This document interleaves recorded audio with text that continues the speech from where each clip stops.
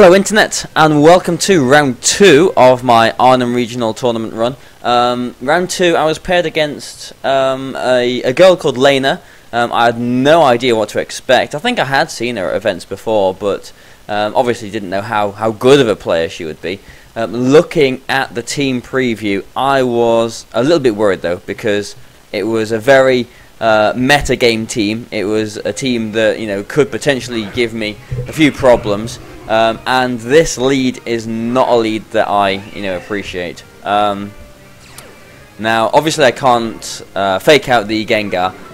She's got the Intimidate on my Brilliant, but that's not too much of a problem. I do actually expect either a U-turn or a Taunt or a double target on this Brilliant though first turn, because else she's just gonna go to sleep basically. So I protect the Brilliant, and she goes for the U-turn on Lipard, which I suppose is a reasonable enough play as well. And at this point I was worried, because if this Gengar didn't taunt, like if it targeted the Lipard, if for some reason she double targeted the Lipard, then basically I had probably lost the game at that point. But she didn't. She did reasonably, I suppose, target the Brilliant. She probably knew that it had a Focus Sash, but there is a 30% chance with Sludge Bomb to poison it, and obviously that would have knocked it out as well. So that was a reasonable enough play. But I did get the foul play off, so I didn't bother using Fake Out on the Landorus there. She was probably sacrificing something to a Spore, but in return, my Brilliant would have gone down to its Sash if I had just faked out the Landorus, sorry, and used the Spore. But now I'm still not in a very good position. So I don't want to bring in, I don't remember exactly what I had in the back. I mean, I'm sure we'll soon find out. But I didn't want to bring anything in. I think as well I wanted to keep Lipard in case she went for a Tailwind or some kind of setup move like that with her Zapdos, so that I could threaten it at least with an Encore in the next turn. So I go for a Swagger on this Gengar, which is quite important actually, because she does, as we can see here, she does hit herself, which is one of the good things about Swagger. She told me afterwards she was going to burn my Brillium, so obviously there's a 15% chance that the Will-O-Wisp would have missed anyway, but that did mean that my Brilliant has still got its Focus Sash intact. It means that it can hit things hard still as well, and it does outspeed this Zapdos. And that's I'm feeling a lot more comfortable now, because this Zapdos is asleep, and she doesn't have anything else to fake out or to taunt or anything like that. So basically, I'm feeling all right, because I know that I can just Spore whatever is in that slot now, whatever's in the Landorus slot. She does go for the knockout on the Lipard, which I'm not too bothered about, because it means that I can bring something else in and get a little bit more momentum that way. But she doesn't have any grass types in the back, so I know that something is going to sleep. This Heatran is the target of the sleep here. The Zapdos is taking another sleep turn here. Yeah, so this was the first turn that it could have woken up. So I'm sort of playing on on my tiptoes now, thinking, okay, this Zapdos could wake up any time. Terrakion obviously is a great switch in here.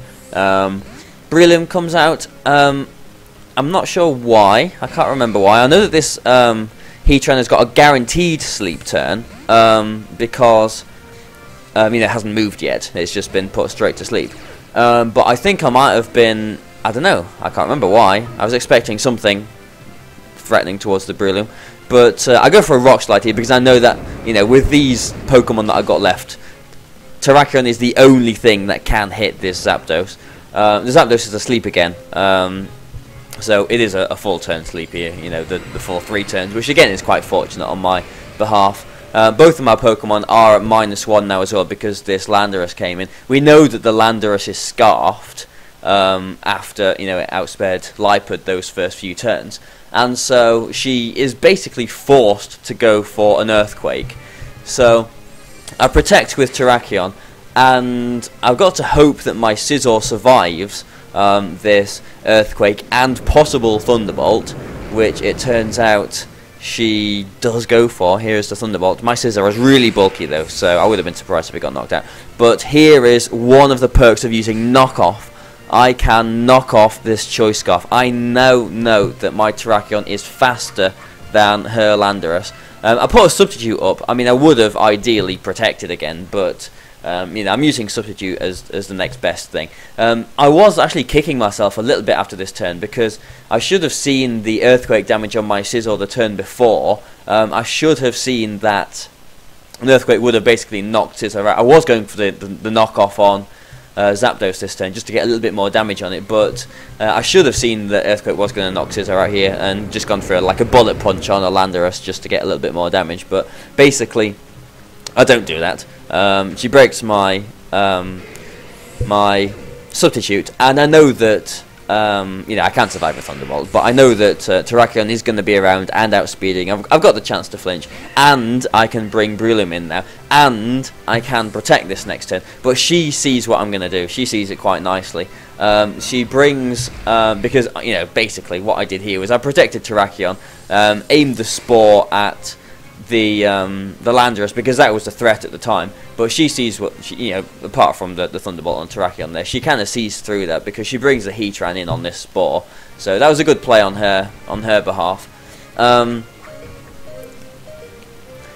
Now, yeah, okay, so the next turn, it's quite strange, like not seeing the text and you know, the move order and everything. So the next turn, I go for, because I know now that this Heatran, you know, it switched out as soon as it could after it got put to sleep, you know, earlier in the game. So I know that this Heatran cannot wake up. I also know that this Zapdos is slower than Breloom, so either Zapdos goes to sleep or she brings Landorus in and that goes to sleep. Either way, I'm happy. It does mean that I can get a substitute up. Now, these are my last two Pokemon. I need this substitute. I'm not gonna, you know, start rock sliding just for the hell of it. I need this substitute just to give me more chance with potential flinches and whatnot. Heatran's first sleep turn there. Again, you know, Mach Punch and Rock Slide, you can see what's happening now. But I just need to start whittling away at this Zapdos. The Zapdos is still the problem. There we go, this is Citrus Berry. So if I did get that knockoff, if the Earthquake didn't knock the Scizor out that turn before, it would have been really nice to get rid of that Citrus Berry. But we're both sleeping again. She was probably trying to, you know, Heat Wave obviously, or Earth Power or whatever. The next turn, actually this Mach Punch knocks out the Heatran, which, you know, kind of surprised me, to be honest. But, you know, maybe that was a high roll, maybe the low, the roll before was a low one. But it does mean that this is a full target Rock Slide on Zapdos now. Zapdos can wake up this turn.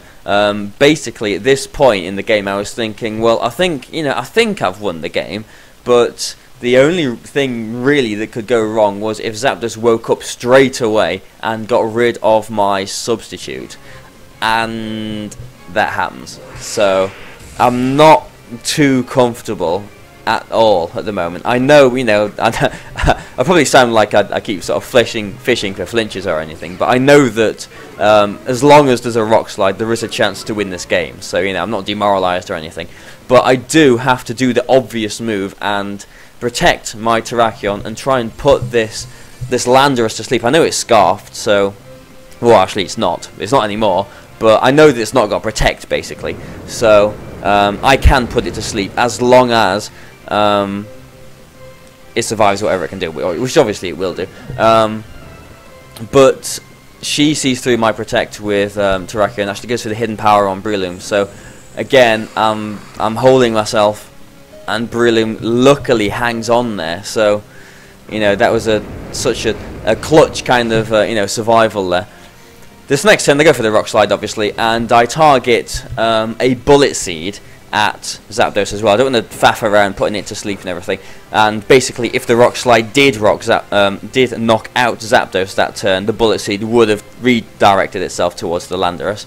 Now, this next turn, the Landorus did sleep last turn, so I know that this Landorus can wake up this turn. I know that if it gets a first turn wake up and it gets its Earthquake off, then she has won the game. So again, I'm a little bit worried. There is a 1 in 3 chance, even now, that she has won the game. You know, that's not taking flinches into consideration, but you know, I get a critical hit here, and that's the end of the game. So, you know, she was a good opponent. She played quite well, and you you know, I did get a little bit lucky with that swagger hit at the beginning of the game. You know, that one turn is so vital for the whole tournament, really, because it meant that I went, you know, 2-0 and helped my resistance and everything as well. But you know, that's the game. That's Pokemon. That's an advert for you as well. But you know, thanks for watching, guys. I hope you've enjoyed it. Feel free to, you know, like and share and whatnot. Bye for now.